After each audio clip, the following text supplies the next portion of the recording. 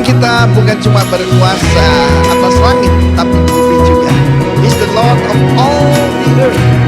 Ketika dia memberikan petunjuk dan perintah kepada Elia untuk kembali ke Damsyik, pada saat itu apa yang bisa dilakukan? Aneh sekali. Aram itu negara yang sangat kuat, kerajaan yang sangat kuat, dan musuh besar Israel. Dan saat itu diperintah oleh Ben-Hadad, raja Aram yang sangat berkuasa. Kita tahu beberapa kali, saudaraku, Elisa berurusan dengan Ben-Hadad, dan tentu saja sebelumnya juga raja-raja yang lain. Dan saudaraku, pada saat itu dia sampai ke sana, dan saudara ini Elisha yang sampai sana. Ben-Hadad sedang sakit, dan dia minta tolong, mau bertanya kepada Nabi Tuhan.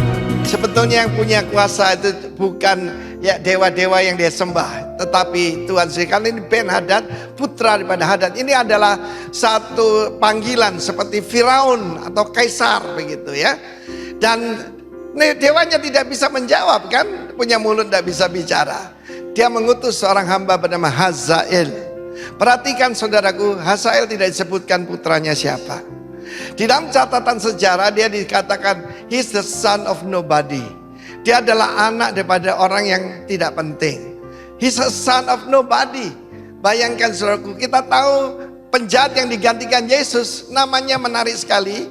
Namanya adalah Yesus Barabas. Bahasa Arab Yeshua Baraba. Baraba itu adalah putra dari seorang ayah. Dengan jelas kita bisa ambil kesimpulan bahwa ibunya nggak tahu siapa yang menghamili dia. Kita bisa ambil kesimpulan sendiri. Dan Hazael ini saudaraku, Tuhan yang tetapkan akan jadi raja. Disuruh ngambil persembahan, semua barang yang terbaik daripada Aram. Dan persembahannya itu diangkut oleh 40 camel, onta. Bukan keledai saudara, onta. Berarti banyak sekali persembahannya. Cuma untuk tanya, apakah aku sembuh dari penyakit ini? Dan ketika Elisha ketemu dengan Hazael, perintah Tuhan adalah mengurapi Hazael menjadi raja. Dan pada saat itu dia berkata, sampaikan pada tuanmu, dia akan sembuh, tetapi dia akan mati. Saudara, itu kan paradoks ya, sembuh tapi akan mati. Berarti bisa juga mati tanpa penyakit. Tetapi kemudian dia menatap Hazael lama, kemudian dia menangis, saudaraku. Elisha menangis dan ditanyakan, apa yang terjadi pada Tuhan? Aku tahu bahwa Tuhan akan jadikan engkau raja, tetapi engkau akan sangat sadis, engkau sangat kejam, engkau akan membakar kota-kota Israel, akan membunuh teruna-terunanya, wanita-wanitanya kau perkosa, dan yang hamil kau belah untuk dia ambil, bayinya dilemparkan ke bukit batu. Siapakah aku? Aku cuma seekor anjing. Saudaraku, dia sadar karena terlalu lama tidak punya yaitu kebangsawanan, saudara. No noble birth ya. Maka saudaraku, Tuhan bisa angkat siapa saja. Dan Hazael pulang dan memberitahu tuannya. Nabi berkata, Tuhanku akan sembuh. Tapi besoknya diambil cuma anduk, dicelup dalam air, tutupkan mukanya, dan dia game over, saudaraku. Dan Hazael menjadi raja. Aneh sekali, seorang pembunuh, seorang nobody bisa jadi raja. Tuhan itu tahu apa yang terjadi di depan sebelum semuanya terjadi. Jadi jangan khawatir, saudara, apapun yang akan terjadi akan bangkit Hazael. Tapi God is still on the throne. Karena itu pada saat ini kita melihat, kalau orang tidak punya bapak seperti Hazael, dia akan jadi sangat kejam sekali. Karena saudaraku, dia tidak punya contoh bagaimana hidup. Dia tidak menjadi contoh, kan terlalu banyak dihina orang, dia membalasnya pada orang lain. Pastikan saudara punya bapak rohani, bapak jasmani yang baik, dan bapak surgawi. God bless you warga kerajaan. Amin. Pada mulanya Allah menciptakan langit dan bumi, dan keadaan bumi belum berbentuk, gelap gulita. Maka saudaraku, dia berfirman, let there be light.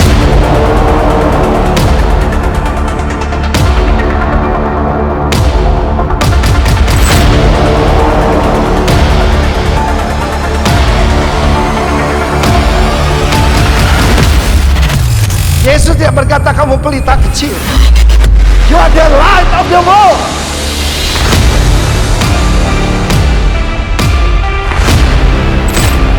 Positional righteousness is instant. The moment you believe, He declares you righteous. Many hunger and thirst for revival. Many hunger and thirst for a move of God. But not so many hunger and thirst for a righteous life.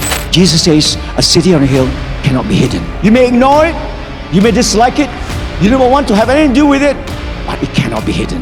It's telling you we're here, we represent something, we're shining.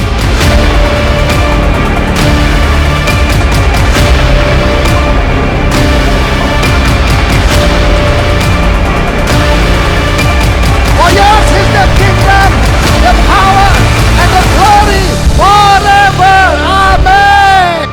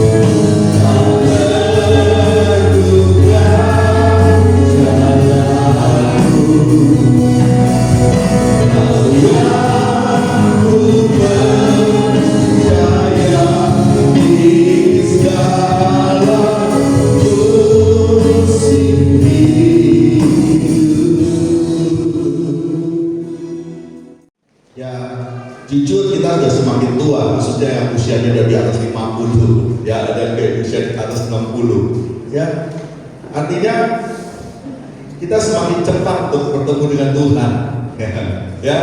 Kita nggak tahu kapan kita dipanggil, tetapi biarlah ketika kita dipanggil kita tetap setia.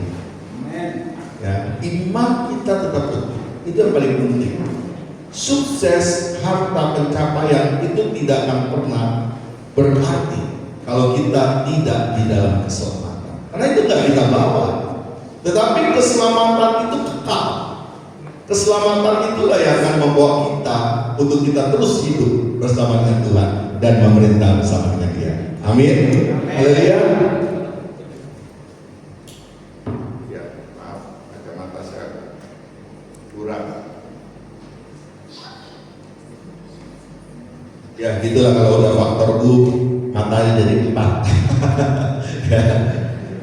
Baca ya, kecil-kecil lah susah, tapi kalau lihat jauh saya terang mata saya. Ya, keberhasilan kita memberi satu tema bicara tentang building strong foundation. Kalau kita bicara sebuah kepemimpinan, pasti kita harus menjadi sebuah teladan. Gak bisa. Sebagai pemimpin rohani harus menjadi sebuah teladan. Teladan bagi siapa? Terutama bagi keluarga kita dulu, bagi istri kita, bagi anak-anak kita. Ini yang penting. Kita bisa hebat di gereja, tapi belum tentu hebat dalam keluarga.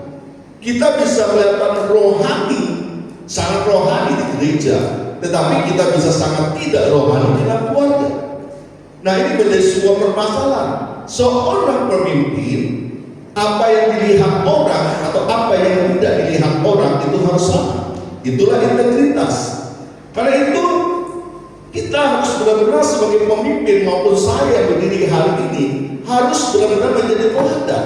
Saya tidak punya anak, tetapi saya punya anak-anak rohani yang dimana mereka sedang melihat saya, mereka sedang menuntut saya, mereka ingin mencari sesuatu dari saya, mereka ingin melihat teladan saya, mereka ingin melihat apa yang saya kerjakan.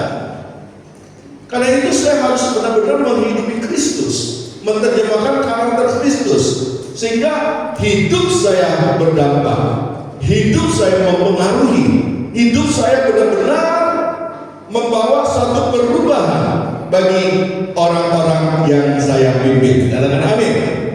Ya, ini akan mati, baby. TV-nya coba. Ya, kita bicara building strong foundation, maka di sini katakan bahwa keluarga itu sangat penting. Siapa yang bilang keluarga itu penting? Karena kita ini lahir dari sebuah keluarga. Haleluya. Ada yang di sini lahir bukan dari keluarga? Enggak ada. Semua itu lahir dari keluarga. Keluarga adalah institusi pertama kali yang Tuhan bentuk. Sehingga keluarga adalah hal sangat penting. Tidak ada manusia di muka bumi ini yang lahir tanpa keluarga. Katakan amin. Karena itu Tuhan tuh sangat peduli. Bicara perjanjian lama dibuka dengan keluarga. Bicara perjanjian baru jadi mulai dalam sebuah keluarga. Dan ini Alkitab kita selalu menceritakan tentang keluarga, tentang integritas, tentang kepemimpinan. Bagaimana akhir-akhir ini kita sedang membaca kisah Hizkia.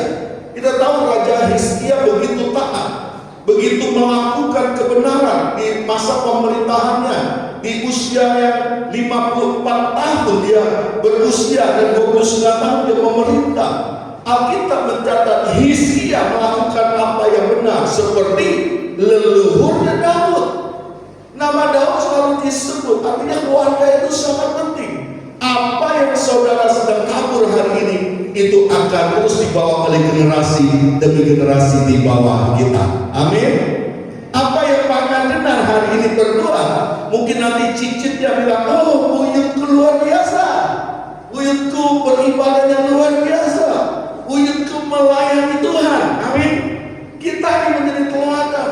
Kita ingin menjadi suatu gambaran Kristus di tengah-tengah keluarga kita, sehingga pribadi daripada leluhur kita menjadi sebuah kebanggaan.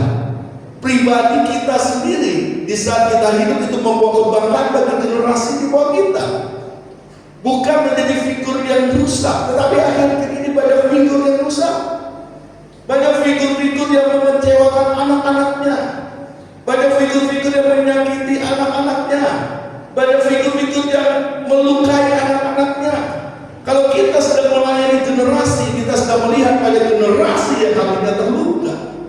Banyak generasi yang hatinya perlu dipulihkan. Banyak generasi yang pada akhirnya berontak. Kenapa ada pemberontakan? Karena mereka terluka. Karena mereka dipaksa untuk masuk di dalam situasi yang sebenarnya tidak mereka inginkan. Ketika mereka sedang mencari jati dirinya, mereka mencari jati diri yang salah. Karena mereka terluka, mereka sakit hati, dan mereka kecewa. Karena itu keluarga sangat penting. Katakan penting. Yang punya anak, yang punya cucu, jadilah teladan di dalam keluarga. Amin. Beri tepuk tangan buat Tuhan kita. Haleluya. Amin. Nah, saya senang ya kemarin kita bawa anak-anak camp ya. Apa yang kita tabur itu sebanding, bahkan luar biasa. Ya, anak-anak jadi pemulihan saya lihat. Anak-anak dilawat Tuhan. Ya, anak-anak itu benar-benar diubahkan. Ya, mereka mengalami lawatan yang luar biasa. Dan Pak Wadata juga akan datang di tempat ini. Jadi yang belum ikut camp dengan kita dewasa, waktu Pak Wadata juga melayani para hamba Tuhan dilawat. Jadi dalam mitra misi yang saya koordinir dengan Pak Anak, yang di mana ada 33 hamba Tuhan yang diadopsi ya di Banyuwangi, dan total di Jawa Timur ada 300 lebih hamba Tuhan yang terpilih hari ini adopsi. Nah, ini suatu bagaimana ketika dilayani ternyata hamba Tuhan juga mengalami suatu tekanan yang luar biasa. Jangan kira kami hamba Tuhan nggak pernah kesepian, loneliness. Kadang-kadang kita mau curhat ke siapa nggak ngerti. Akhirnya curhat sama istri saja. Kalau hubungannya baik, ada hamba Tuhan yang hubungannya nggak baik dengan istri. Ada hamba Tuhan yang tertekan. Ada hamba Tuhan yang nggak bisa lepas, mengalami tekanan-tekanan yang luar biasa. Sedangkan ketika mereka melayani, mereka harus tetap kuat di hadapan jemaat.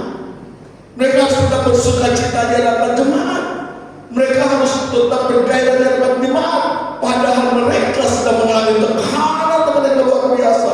Ketika kemarin waktu mitra misi bulan yang lalu itu dilawat, mereka menangis, mereka menjerit, begitu beban berat. Itu sebuah pelayanan.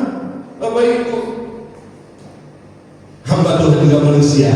Lihat, hamba Tuhan juga bisa tertekan, hamba Tuhan juga bisa menangis. Dan itu saya saksikan ketika dilayani oleh hambanya. Semuanya hancur hati. Dan hari itu terjadi sebuah pemulihan. Dan ini terjadi di sebuah gereja tradisional. Waktu itu kita semua berbahasa roh. Ya, satu terobosan ya, gereja tradisional yang pasti menolak bahasa roh, menolak. Tetapi hari itu hamba Tuhan dilawat oleh Roh Kudus dan terjadi satu lawatan yang luar biasa. Beri tepuk tangan buat Tuhan. Kita lihat selanjutnya, peran keluarga itu penting untuk menghasilkan apa? Kepemimpinan yang kuat berkarakter Kristus, melalui generasi yang tangguh, dan pengaruh kerajaan Allah yang berdampak penting sekali. Kegagalan untuk melahirkan sebuah pemimpin itu mulai awalnya dari sebuah keluarga. Saya ini adalah sebenarnya produk yang gagal awalnya. Ketika saya tidak mengenal Kristus, saya pribadi yang terluka. Saya benci dengan papa saya. Saya mau pukul papa saya. Saya tidak mau memaafkan papa saya. Saya lari dari rumah. Tetapi mama saya yang terus. Ya, pada akhirnya ketika saya mengerti, ketika saya mengenal Kristus, bahwa gambaran dari orang tua adalah gambaran Kristus, saya harus menghormati orang tua saya. Saya bertobat, hati saya dipulihkan. Ketika hati kita dipulihkan, baru kita bisa mengampuni orang tua kita. Kita baru bisa menerima segala kekurangan orang tua kita, karena kita sedang melihat Kristus yang mati di atas kayu salib bagi saudara dan saya. Amin. Haleluya. Karena itu, baik generasi, ada didengar. Kalau hari ini figur orang tua merusak, itu sudah diganti oleh Kristus di atas kayu salib. Kamu harus bisa menerima apapun siapapun orang tuamu, bagaimanapun sikap orang tuamu, hormati dia seperti kau menghormati Kristus yang sudah mati di atas kayu salib. Amin. Haleluya. Itulah kita. Hari ini boleh kita mengalami suatu keluarga yang broken, keluarga yang terpecah, tetapi Kristus menyatukan kita semua. Haleluya. Kristus mengasihi seperti Dia mengasihi saya yang hancur-hancuran, yang hidup di jalanan, yang melakukan segala perbuatan-perbuatan dosa yang gak layak sesungguhnya saya harus berdiri di tempat ini. Tetapi oleh kasih karunia kita semua dilayani, oleh kasih karunia kita diampuni, oleh kasih karunia kita diberi kesempatan hari ini melayani. Siapa katakan siapa yang layak mulai di atas pribadi? Semua daripada kita nggak layak, nggak layak. Hanya Tuhan yang melayakkan kita. Ketika kita diberi kesempatan untuk melayani karena ketidaklayakan kita harus benar-benar hidup berubah. Kita harus mempergunakan kesempatan yang ada itu untuk berubah. Kita harus menggunakan kesempatan yang diberikan kepada kita untuk kita menghidupi Kristus, sehingga hidup kita menjadi dampak bagi kerajaan Allah. Beri tepuk tangan yuk sekali lagi buat kita. Karena itu saya mau katakan gereja itu terbuka. Saya tidak pernah menanyakan masa lalu orang, enggak. Saya selalu beri kesempatan orang melayani Tuhan supaya orang bertemu Tuhan dan dia berubah. Gereja jangan menghakimi. Gereja harus memberi kesempatan orang berubah. Saya contohnya, kalau saya tidak diberi kesempatan, saya tidak akan pernah berubah. Saya akan mati di jalanan seperti teman-teman saya. Saya akan rusak di jalanan seperti teman-teman saya. Tetapi ketika gereja memberi saya kesempatan, maka saya pergunakan kesempatan untuk saya berubah. Dan saya hari ini diubahkan oleh kasih karunia. Amin. Haleluya. Itulah pentingnya keluarga. Hari ini kalau kau masih punya keluarga yang utuh, masih punya orang tua, hormati orang tua. Hormati dia apapun yang pernah dilakukan oleh orang tuamu, apapun sikapnya terhadapmu. Kalau ketika engkau menghormati orang tua, kau pasti diberkati. Haleluya. Lanjut. Moses. Keluarga harus memiliki fondasi yang kokoh. Sebagai pemimpin yang berdampak atau berpengaruh, maka menjadi syarat mutlak adalah seorang kepala keluarga yang baik dan dihormati oleh anak-anaknya. Mari kita baca 1 Timotius 3 ayat 4 sampai 5. Sabar. Saya bilang 1, 2, 3 sama-sama yuk. Haleluya. Berarti konsep semua ini ya, nggak ngantuk ya. Mari 3, 2, 1. Seorang kepala keluarga yang baik disegani dan dihormati oleh anak-anaknya. Jikalau seorang tidak tahu mengepalai keluarganya sendiri, bagaimana dia dapat mengurus rumah Allah? Tidak bisa. Tetapi ini saya selalu katakan, kalau engkau sudah salah dari yang lalu, jangan karena kesalahan itu engkau nggak mau maju, nggak mau mengenal Tuhan. Jangan. Tuhan adalah Tuhan yang selalu memberikan kasih karunia. Amin. Jangan lagi lihat sebuah kesalahan. Saya selalu mau gini. Saya mau lihat Anda, saya mau lihat saudara, saya mau lihat Bapak Ibu hari ini dan ke depan, bukan masa lalu.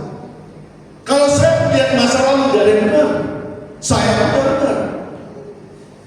Yang mau saya lihat hari ini, kesempatan yang Tuhan berikan hari ini, kita nggak tahu besok kita masih hidup atau enggak. Karena itu jadikanlah hari ini sebagai hari terakhir, maka engkau akan melayani Tuhan dengan luar biasa. Amin. Haleluya.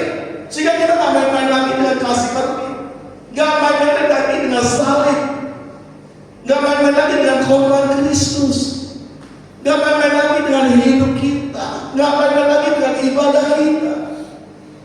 Kalau Tuhan itu setia 24 jam, Waktu kita tidur, dia nggak pernah tertidur, nggak pernah terlelap, dia jaga kita. Kenapa 1,5 jam saja sampai 2 jam seminggu sekali kita nggak mau beribadah? Kita nggak mau sungguh-sungguh. Kadang-kadang di gereja kita masih main. Kadang-kadang kita di gereja masih bikin bakso. Masih pikir, habis ini aku mau makan di mana ya? Lepaskan dulu. Lepaskan dulu. 1,5 jam, 2 jam kita berikan yang terbaik bagi Tuhan kita. Beri Tuhan Tuhan kita. Berikan yang terbaik. Tuhan kita 24 jam. Setiap hari dan tidak pernah tertidur. Untuk menjaga dan memberkati. Amin. Kalau ada yang tertidur, yang ngantuk, hei ini, udah lihat di kanan ada ngantuk? Ya, iya. Tuhan loh, gak pernah ngantuk loh. Allah kita menjaga Israel, dia tidak terkelelap atas hidup. Amin. Haleluya.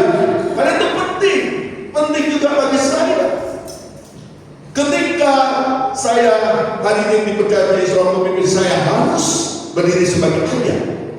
Saya harus berdiri sebagai bapak bagi jemaat.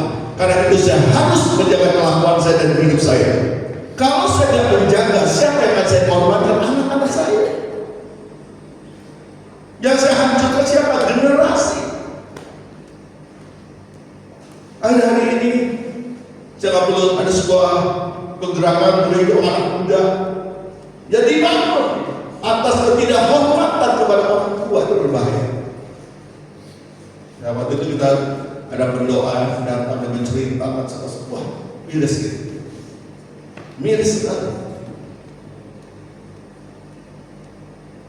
Generasi kalau sudah kecewa, waduh, rusak seperti saya. Saya ada sampai hari ini itu kasih karunia. Kasih karunia karena saya boleh menerima Kristus. Jangan ada orang-orang mungkin jutaan miliaran generasi yang akan binasa di luar sana. Di mana gereja? Di mana generasi gereja? Itu tugas kalian. Tugas kita juga sebagai orang tua.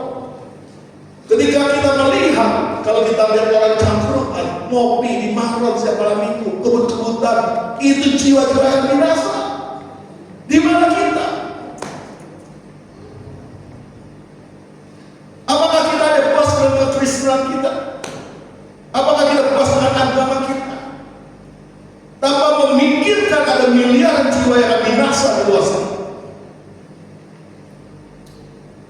Karena itu keluarga kita harus kuat. Gereja yang kuat akan diisi oleh pastinya oleh keluarga-keluarga yang kuat. Generasi yang kuat. Generasi yang dimulihkan. Coba kalau hari ini generasi semua ini tidak dimulihkan. Mereka mulai rohani di sini, tetapi saya yakin di luar mereka tidak rohani. Mereka boleh loncat haleluya, tetapi kelakuan mereka tidak mencerminkan Kristus yang mereka sembah, yang mereka bilang haleluya, praise the Lord. Ya. Ini fakta loh. Ini yang terjadi di luar sana. Karena itu saya selalu pesan anak-anak sekolah di luar, hati-hati tetap beribadah. Karena ketika ibadah, maka kau akan menerima signal dan arahan untuk hidupmu terus berjalan di atas kebenaran. Amin. Haleluya. Keluarga harus memiliki fondasi yang kokoh. Termasuk gereja harus diisi oleh keluarga-keluarga yang dimulihkan. Katakan, saya sudah dimulihkan. Haleluya. Beri tepuk tangan sekali lagi ya.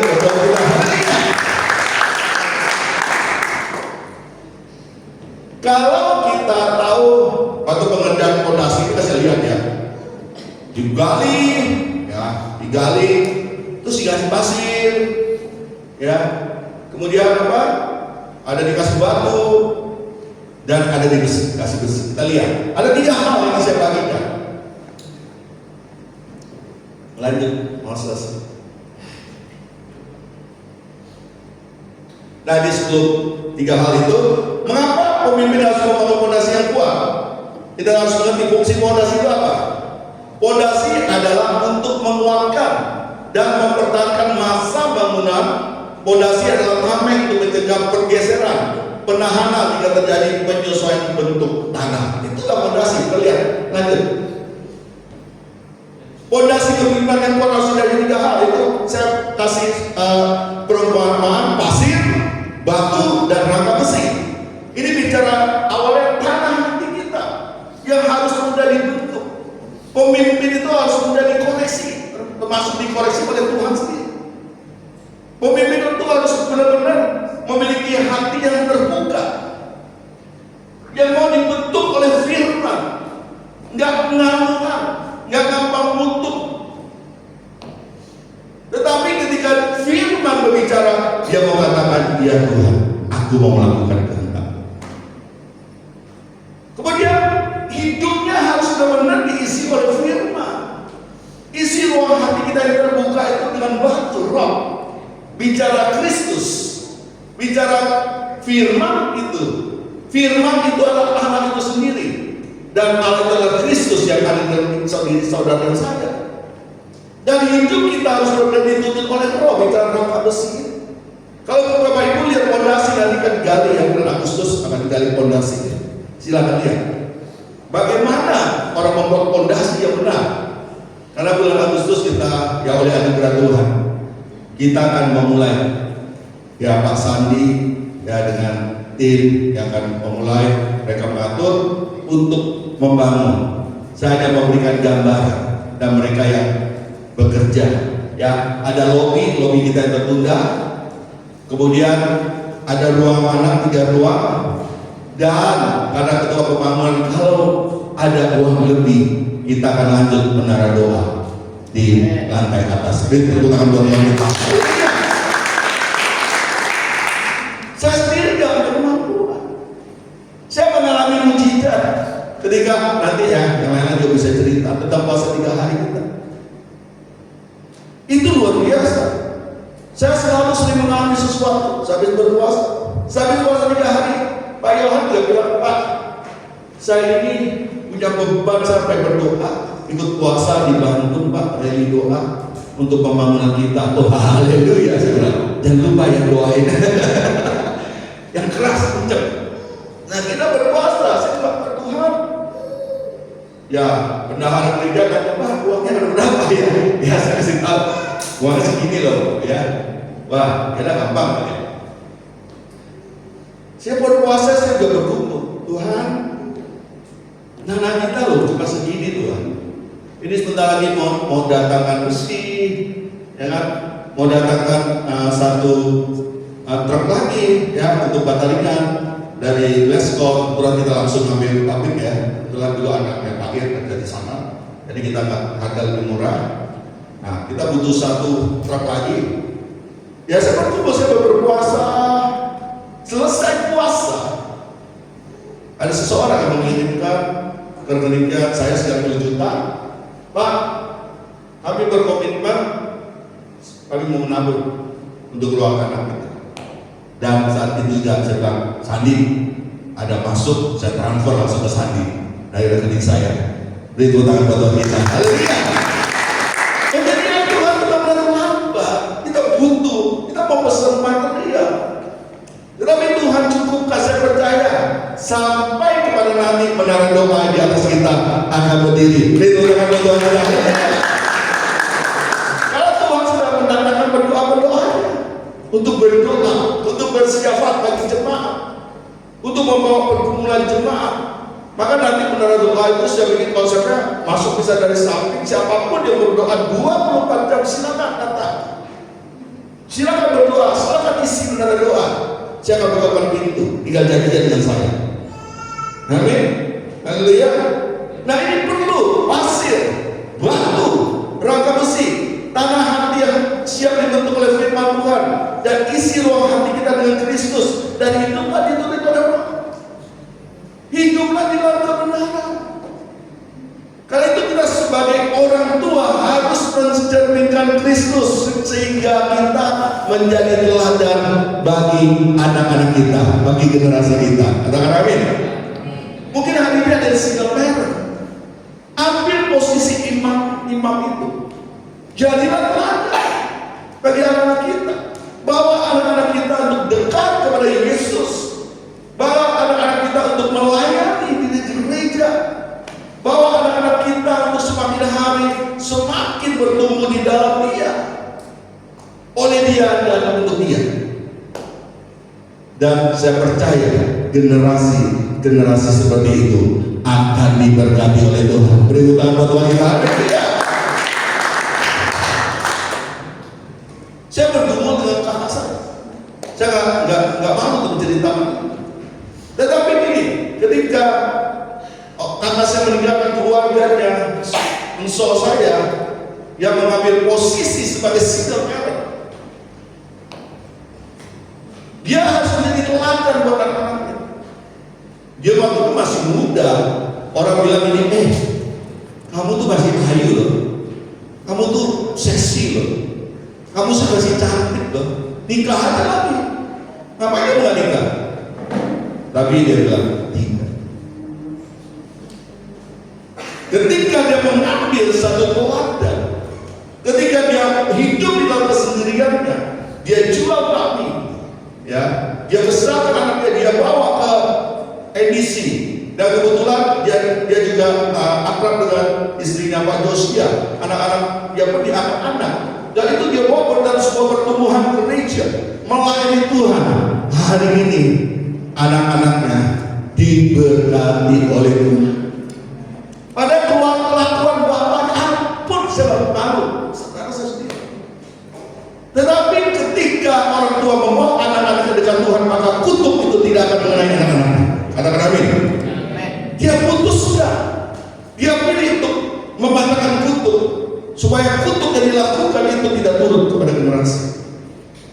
Dan anak yang pertama sudah menikah, dapat seorang pengusaha yang cukup sukses. Dia salah satu supplier di Hollywood, ya. Secara LED apa semua. Dan hari ini bulan Agustus yang kedua juga dapat seorang pasangan, yaitu seorang dokter. Sama-sama melayani di edisi. Beri tangan buat kita yuk. Haleluya. Dan saya percaya hari ini ketika kau sedang sendiri jadi single parent, lakukan teladan, maka generasi akan diberkati. Amin. Amin. Haleluya. Haleluya. Itu yang dialami oleh keponakan saya. Disertai Tuhan, diberkati Tuhan. Dan saya lihat tadi ini ada anak-anak di tempat ini yang juga diberkati oleh Tuhan. Amin. Disertai oleh Tuhan. Amin. Haleluya. Lanjut.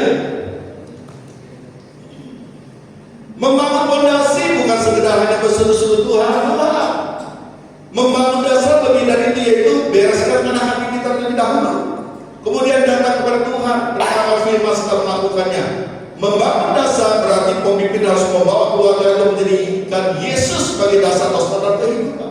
Kita harus bawa anak-anak kita. Saya saksikan bagaimana Pak Kamilun sama Ibu Kamilun itu membawa anak-anaknya sejak usia yang kecil, di tengah tekanan-tekanan yang situasi yang apa, harus ke gereja, nggak boleh tidak, dituntut, ya jalan kaki.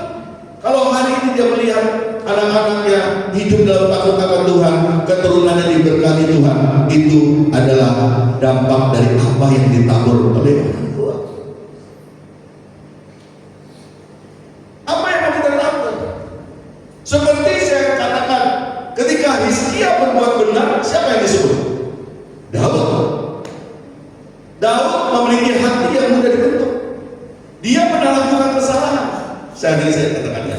Dia pernah lakukan kesalahan. Dia rebut istri orang. Tetapi ketika dia teguh, dia bertobat. Ketika diteguh, dia bertobat. Nah, karena itu saya katakan, jangan lihat masa lalu kita, lihat hari ini. Ketika firman itu berbicara dalam hidupmu, hari ini aku mau bertobat. Hari ini aku mau hidup benar. Untuk ke depan aku mau lihat generasi itu diberkati oleh Tuhan. Amin. Haleluya. Itu kita. Itulah Yesus mati.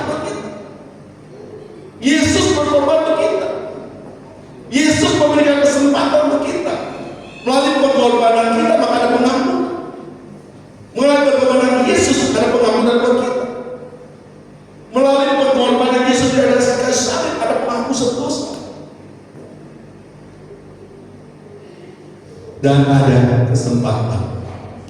Amin. Tadi pagi saya katakan ini.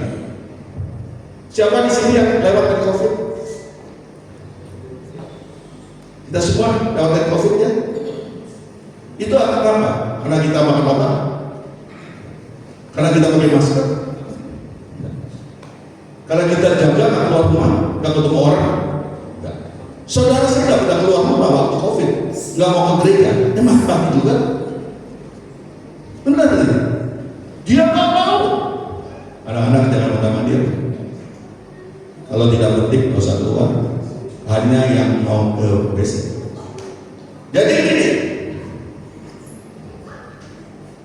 kalau kita hari ini ada, itu anugerah. Kalau kita hari ini bisa lewat COVID, itu kesempatan yang Tuhan berikan. Saudara saya meninggal berapa orang? Ada yang tadi saya bilang, nggak mau keluar, nggak mau ketemu orang lain, nggak mau ke gereja, nggak mau, meninggal karena COVID.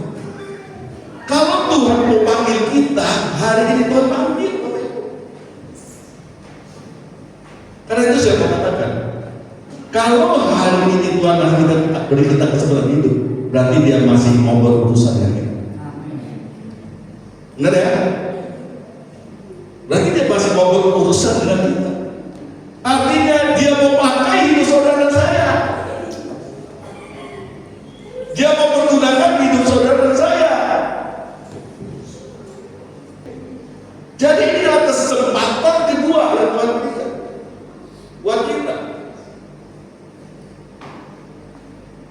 Ibadah yang benar kita, termasuk anak-anak. Kalau ibadah kita ibadah yang benar.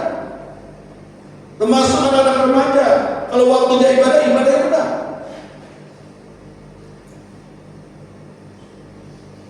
Kita dikasih kesempatan loh hari ini. Kita bisa lewat COVID. Bisa lewat keganasan yang luar biasa. Saudara sendiri yang mau berkhotbah seminggu sebelum dia datang dia meninggal karena COVID. Keluarga nggak boleh lihat kerumunan. Malam itu Jakarta lagi ganas-ganas kasus Bandung.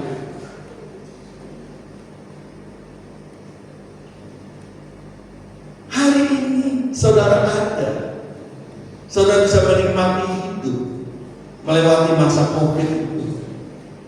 Saya mau katakan, seriuslah kita.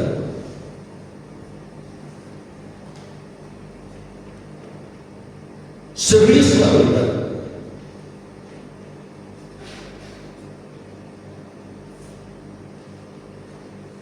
Jangan kita main-main dalam ibadah. Tuhan loh mati buat saudara saya tapi kita menderita kita.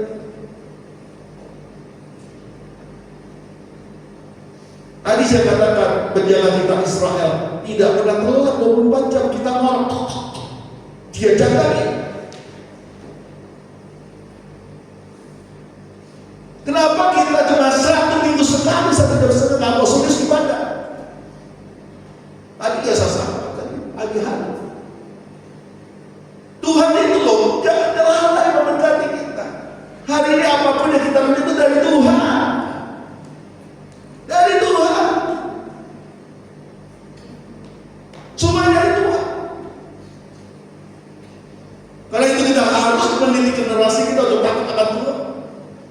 Beribadah yang benar.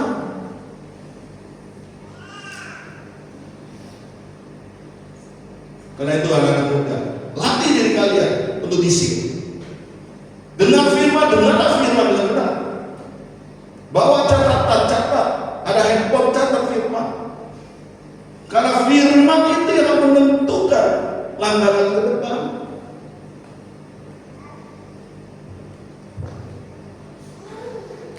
Haleluya.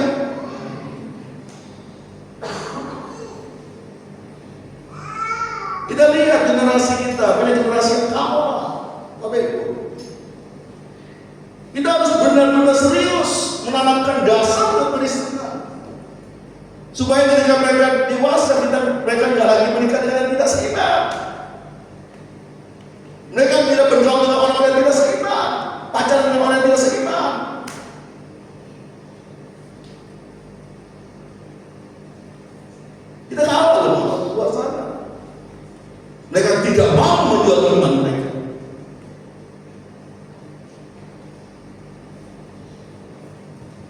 Ini menjadi renungan kita semua. Bangunlah fondasi yang benar. Mulai dari usia kecil tadi saya katakan. Kalau perlu anak nangis nggak mau ke gereja, bangunin, cuci mukanya, bawa ke gereja. Biasakan dia datang ke rumah Tuhan dan beribadah.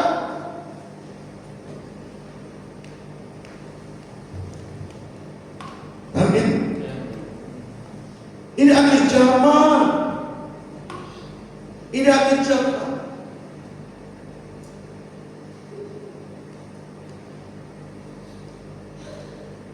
Tuhan mengasihi kita semua. Pemimpin harus menjadi teladan berkat Kristus. Mari bagi berdiri.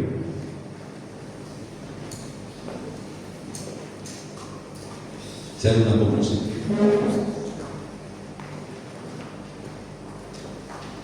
Karena tidak ada seorang pun yang dapat meletakkan dasar lain daripada dasar yang telah diletakkan, yaitu Yesus Kristus.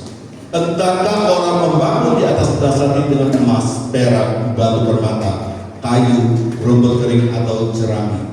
Sekali kelak pekerjaan masing-masing orang akan nampak. Karena hari Tuhan akan menyatakan, sebab Ia akan nampak dengan api. Dan bagaimana pekerjaan masing-masing orang akan diuji oleh api. Kita akan diuji oleh proses sebuah kehidupan. Kalau fondasi kita kuat, seperti tadi kita membangun fondasi, dikasih pasir, rangka, batu, di semen-semen itu gambar sebuah proses pengerasan, yaitu kehidupan kita yang keras. Kalau fondasinya benar, gempa apapun, gelombang badai apapun, mungkin banjir bandang, maka pun gedung itu akan tetap begitu. Kita akan tetap teguh berdiri di atas iman kita.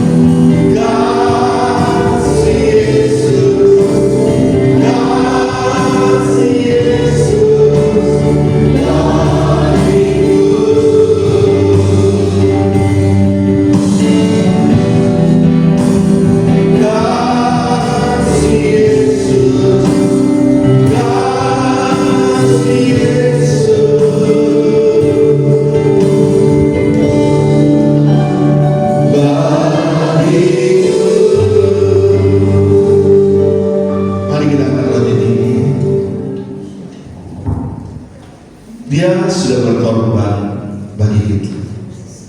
Dia terus kita. Dia ubah untuk menjadi berkat bagi kita. Bukankah roti yang saat ini kita tinggikan ini benar-benar merupakan persekutuan dengan tubuh Tuhan Yesus? Mari kita terima dalam nama.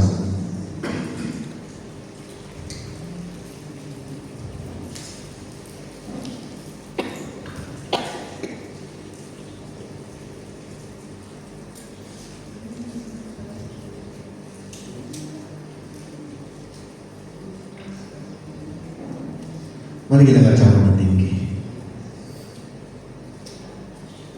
Kami ucap syukur untuk penebusan Engkau enggak pernah mengingat masa lalu kami. Kau nggak pernah ingin melihat masa lalu kami, kau ingin melihat hari ini bagaimana kami hidup dan ke depan. Itulah anugerah, itulah kasih karunia.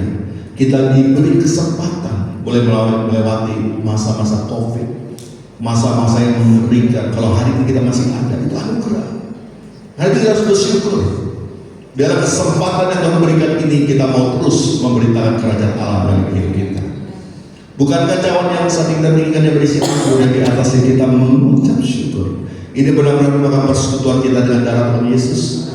Mari kita terima dalam Yesus.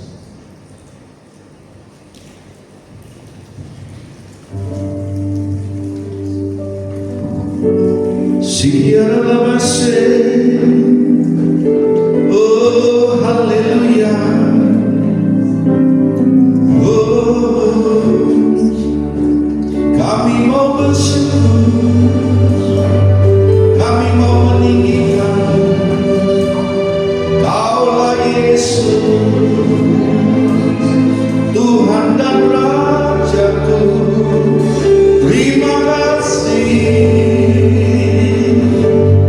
ya Yesus, terima kasih Tuhan.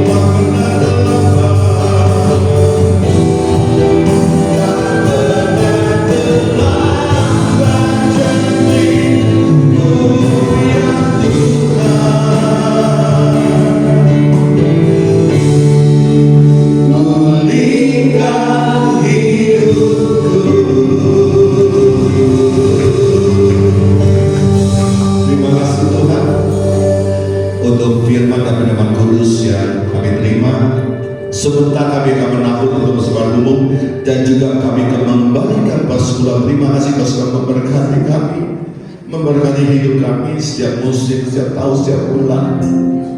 Kami memberikan persekutuan ada satu di hati kami karena kami mengasihi Tuhan.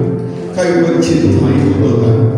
Biarlah apa yang kami kembalikan ini boleh bermanfaat untuk pengembangan gereja, untuk hamba-hamba Tuhan. Biarlah Bapa, apa yang kami berikan ini karena kami memberikan sukacita dan ketaatan. Terima kasih Tuhan. Terpujilah nama Tuhan. Kami siap untuk menabur dan mengembalikan persekutuan kami dalam nama Tuhan Yesus. Sama-sama katakan amin. Silakan Bapak Ibu. Terima kasih untuk ibadah kami pada malam hari ini. Biarlah kami boleh menjadi teladan bagi keluarga kami, bagi karyawan kami, bagi siapapun yang ada di sekitar kami, sehingga mereka boleh melihat Kristus sungguh hidup di dalam hidup kami. Terima kasih untuk malam hari ini. jemaat yang terkasih, mereka Tuhan kita.